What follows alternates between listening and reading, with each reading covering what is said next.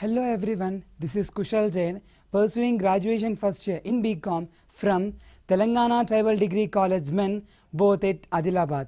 Today my subject is BOM, Business, Organization and Management. In this subject I am gonna present 14 principles of management which are given by the great personality Sir Henry Fayol. So before going into the topic, let me give a little bit introduction about Sir Henry Fayol. Sir Henry Fayol is also known as the father of principle of management. Once upon a time he was working in organization as worker. While working he developed himself and gave certain principles. That certain principles today we call it as 14 principles of management. These principles are applicable to both technical field as well as managerial field. If any organization is going to follow these 14 principles, then there is a no doubt in that in the development of organization. The organization will develop. These are very essential for growth and development of organization. So now let us know what are 14 principles.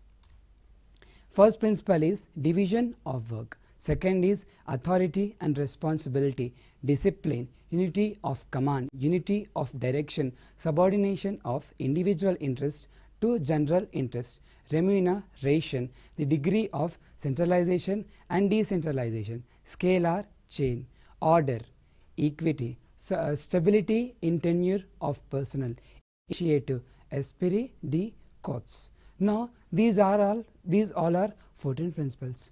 Now let us know one by one in detail. The first principle is division of work.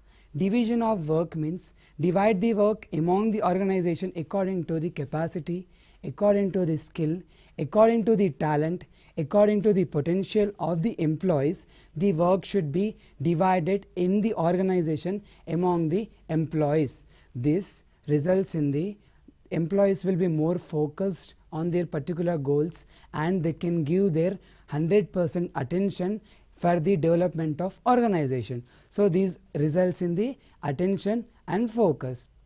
Here by these all things, what here Fayol says that suitable person should be placed at suitable work. According to the capacity, we have to see the management in which the employees having the interest. According to the interest of the employee, the work should be divided in the organization. Let us understand this with an example. In organization there are many departments. It may be sales department, it may be research and development department, it may be production department, it may be manufacturing department. What department, it doesn't matter, but here there are take the 5A, B, C, D. These are 4 people. Imagine these are 4 people. They are having interest. A is having interest in the sales department, B is having interest in the production department, C is having interest in the research and development department, D is having interest in the manufacturing department. So here work is not divided among the organization. So all these people have to work in all organizations. So what will happen? There may be possibility of misuse of resources. So here Fayol says that work specialization is very important. The management should divide the work among the employees according to the capacity of the employees. Suitable person should be placed at suitable work. And here Fayol says that division of work is the best way to utilize the resources of an organization. So if any organization is going to develop, or if the organization want to develop, then the division of work plays a great role. By following or applying the division of work, the organization will develop. So this is what division of work means, dividing the work among the employees according to the capacity, according to the skill. We have to divide the work. Now let me tell you what is the second principle. Second principle is authority and responsibility. So before going into this, we should know what is authority and what is responsibility. Authority means having the power, having the position, having the right to assign work or right to give order. In general, having the power and position. Now where comes to responsibility. Responsibility means responding to the person who is having authority, means following the goals and rules of organization. So this is what authority and responsibility. Here Fayol says that authority and responsibility are the two sides of one management coin. At this point of time, I want to give a live example that this is coin. This coin has two sides printed. Imagine that this coin is having only one side printed. Does this coin is valid? This coin is exchanged for the goods? No, not at all. This coin is going to be considered at any cost. This coin is not valid. How? For a valid coin, two sides are necessary. Exactly, for the development of organization, authority and responsibility are necessary. Authority and responsibility are the correlated. They provide a very crucial role for the development of organization. So there should be a proper balance between authority and responsibility. If anyone among them is missing or lagging, the organization is not going to develop at any cost. So for the development of organization, there should be proper balance between authority and responsibility. Both should go in a hand by hand manner. So if any organization is going to follow authority and responsibility, then that organization will climb the ladder of success. So that organization will develop. So this is what authority and responsibility. Now the third principle is discipline. Discipline means maintenance of proper code of conduct, means a proper communication between employees and employer of organization. It does not mean that employer or director or manager, they are having the power, they are having the position, so they can't use their own language. They should use a proper language. They should maintain discipline. So discipline should be maintained from both sides. It should be from management side and it should be from employee side. And the second point is being obedience towards the goals and rules of organization, means following the goals, following the rules, being punctual to the organization, correctly, properly maintaining the discipline, correctly following the rules, goals of organization. Discipline not only considers a proper code of conduct, being obedience, but also it considers actively participation of the employees.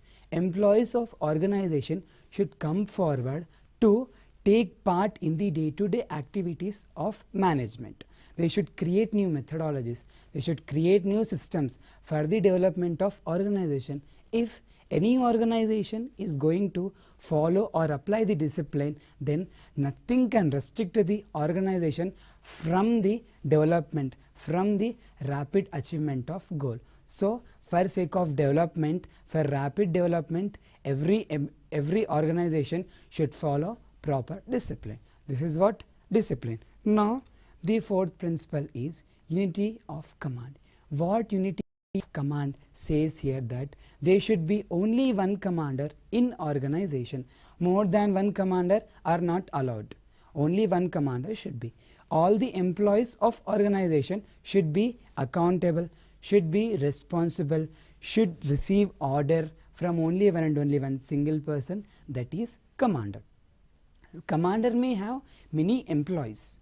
A commander may have many subordinates, but where comes to employees or subordinates, they should have one and only one single commander. Let us understand this principle with an example. So let imagine that there are in organization there are two commanders. Let name them Commander A and Commander B. Employees of organization, if they follow Commander A, the Commander B may disappointed.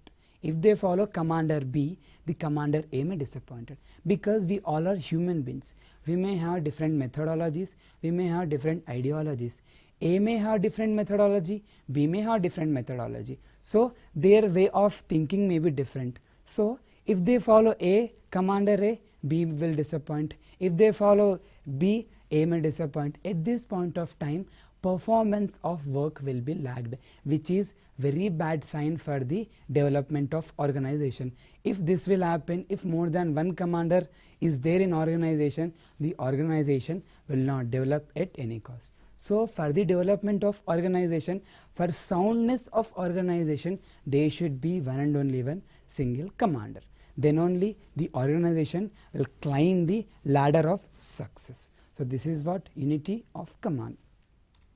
The next principle is, the fifth principle is unity of direction. Unity of direction means whole organization should move in a one single direction.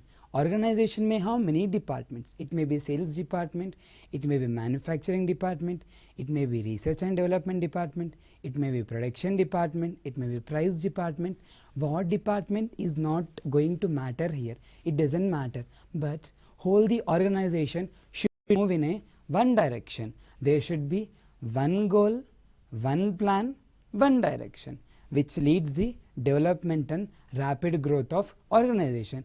In slide, there is a one picture. The hand which is shown, it is the symbol of director or direction, which is shown by the director or manager. The person who are running on that hand are the employees or departments of organization. The flag which is flying in the air is the symbol of development or rapid achievement of goal. So here I have said before that if whole the organization will move in a one direction, then it will achieve the rapid development and rapidly organization goals. So in picture, whole the people or departments are moving in one direction. They are running in one direction. The flag is flying is the symbol of development. So if the organization will follow one goal, one plan, one direction, then by hook or crook that organization is going to develop.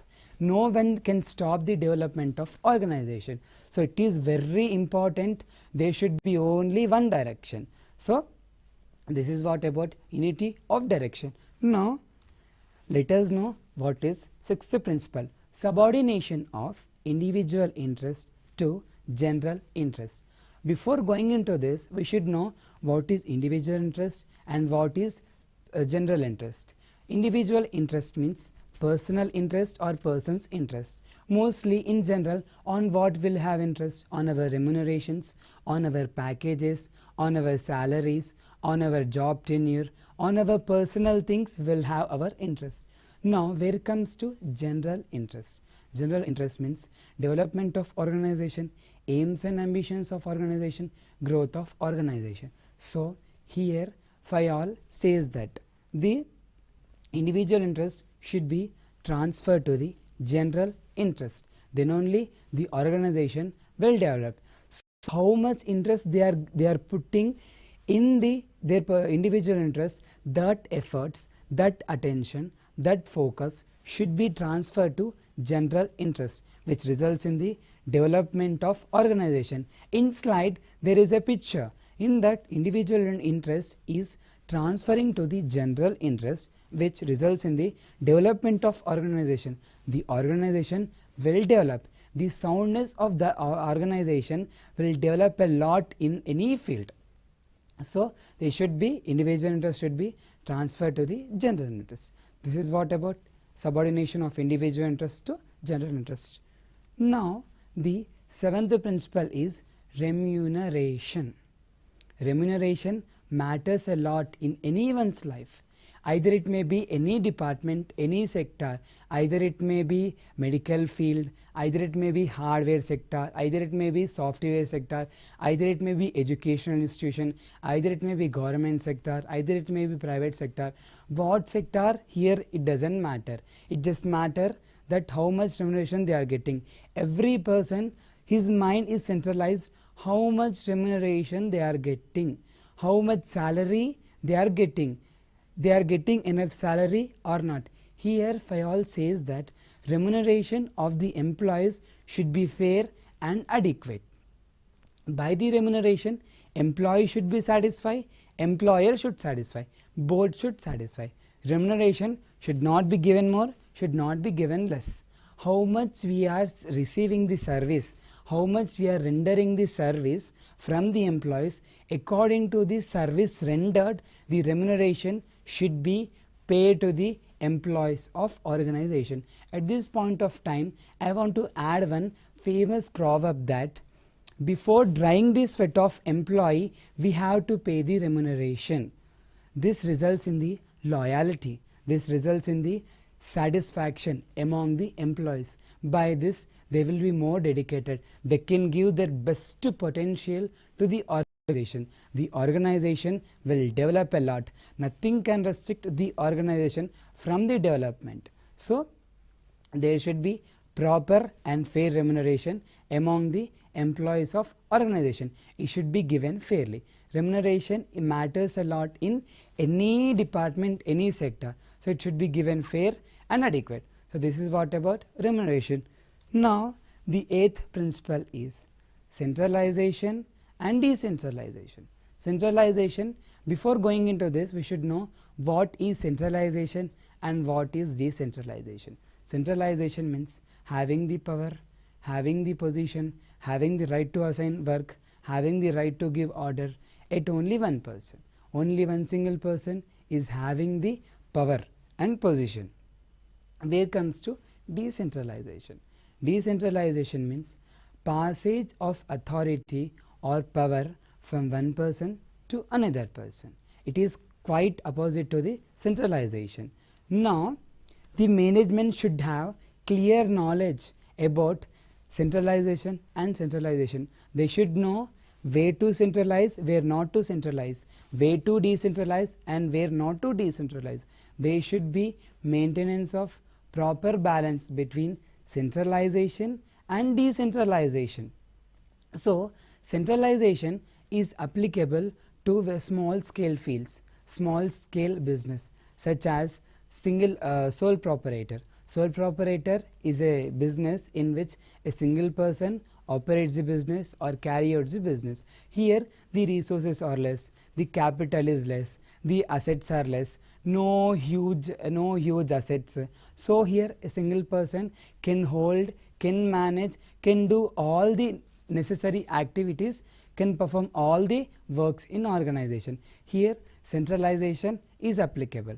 Now, decentralization is applicable to large scale fields such as joint stock company, share market, stock market, because in these large scale companies or large scale business, the resources are more, the capital invested is more, the assets are more, each and everything will be large on larger scale. So here a single person cannot handle all the works. He cannot handle, he will be not able to manage, he will be not able to direct. So the power and position or work should be distributed among the, in centralization it will be distributed. In picture, the centralization means only one person is passing the power order to the all the members. So this is what about centralization. Now where comes to decentralization? Decentralization, here there is a no single person, everyone are equal, the power is passing from one person to another person. So this is what centralization and decentralization. There should be proper balance between centralization and decentralization. If there will be a proper balance in the centralization and decentralization, the organization is going to develop. Nothing can restrict the organization from the development. So it is very necessary for the organization should know about where to centralize, where not to centralize. So this is what about centralization and decentralization. Now let us move to the 9th principle, scalar chain. Scalar chain means passage of authority from top level management to middle level management, from middle level management to low level management. So the power and position or statement will be passed from top level management to middle level management, from middle level management to down level management. How there will be a hierarchy system, there will be a maintenance of hierarchy system.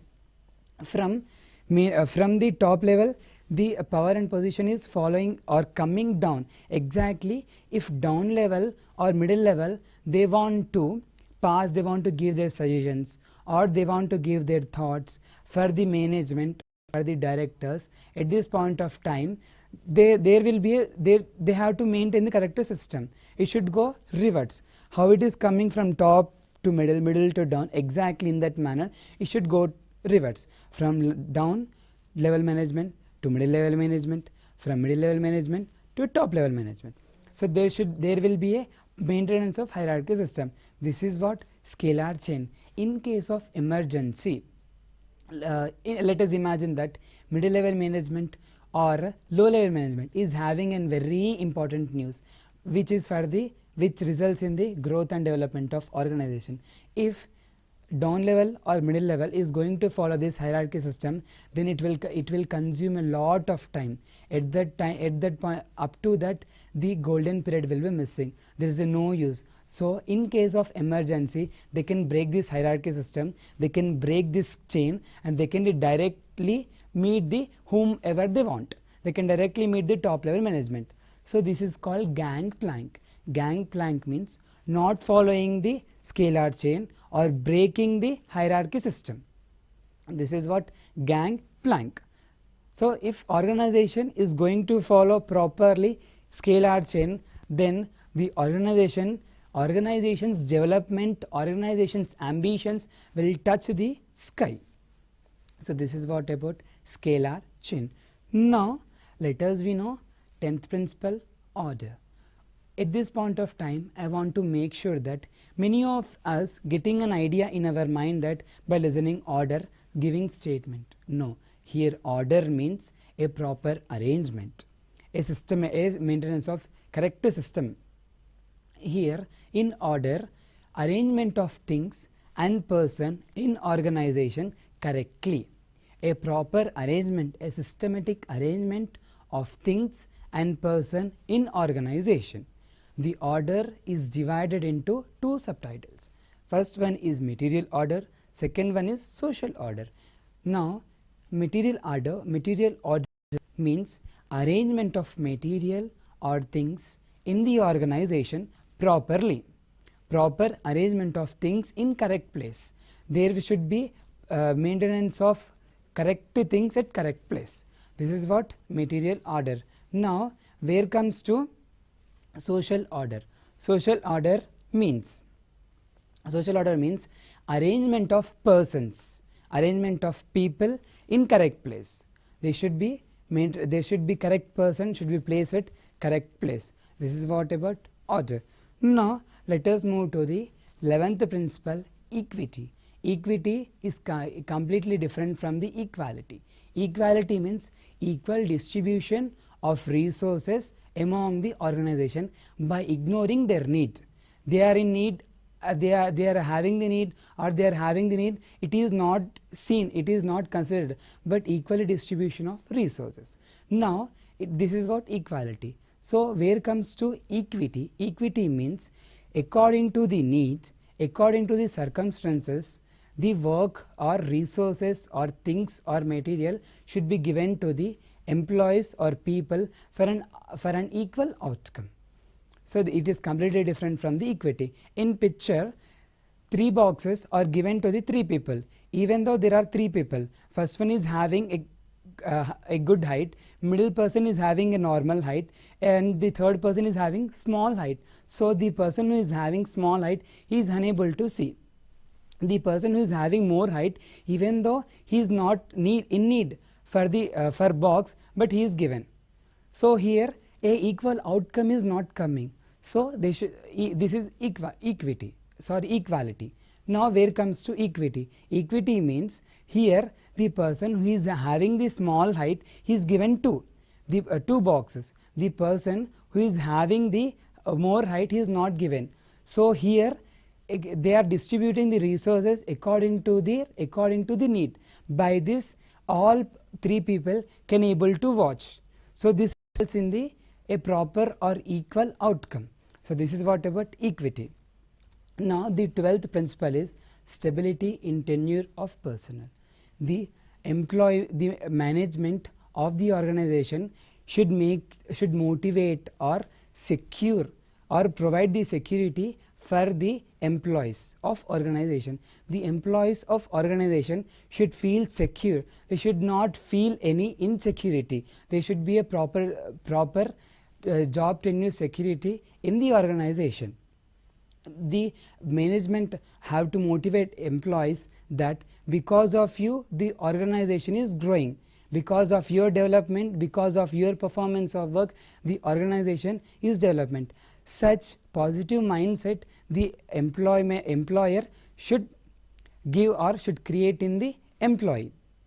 By this they will feel very secure, they can give their best potential, they can give their whole efforts for the development of organization. The organization will develop. This is what about stability in tenure of person. Means employee should be stable, they should feel secure in the organization. The 13th principle is initiative. Initiative means employees of organization should come forward to take the initiation. Initiation means being responsible, showing loyalty towards the organization. They should come forward. The management should motivate to give their ideas and to give their suggestions for the development of organization. By this the employee will feel that their words and their performance of work matters a lot in the organization. By this they will feel very satisfied, they can give their best potential in the organization. Initiative results in the rapid growth of development. If any organization is going to follow the initiative, then nothing can restrict the organization from the development. By hook or crook the organization is going to develop. So every employee should come forward to take initiation. This is what about initiative. Now where comes to 14th principle, last principle. This is in this most people they will pronounce 𝗧 d corps. Here 𝗧 in 𝗧 t is silent, it should be pronounced 𝗧. D in crops p is pronounced. So the actual and real pronunciation is 𝗧 d corps. Means time. 𝗧 d corps means team spirit. Whole the organization should move in a one team spirit. So whole the organization should have team spirit. They should move in one direction. So this results in the development and rapid achievement of the organization. In 𝗧 d corps two things matters a lot. First one is no practice of divide and rule and abuse of written communication. No practice of divide and rule means dividing the rule from person to person. There will be no single rule for all the employees. Rule will be divided from one person to another person. By this inequality will occur. So the organization will not develop. Now where comes to abuse of written communication. Let me imagine that I am the manager of organization. So whatever I want, in which language I am, in whatever according to my language I can't use. I have to use one proper kind comfortable language in the organization. So if written communication I am having the power and position, it does not mean and matters that I am going on writing whatever I want. I should maintain a proper decorum in language. By my language, by my addressing the employment or management, the whole organization should feel satisfied. Spirit and d corps matters a lot in the organization. So 𝗧 d corps matters a lot in the organization. By this results in the development of organization. So these are 14 principles. Thank you all for giving me this opportunity.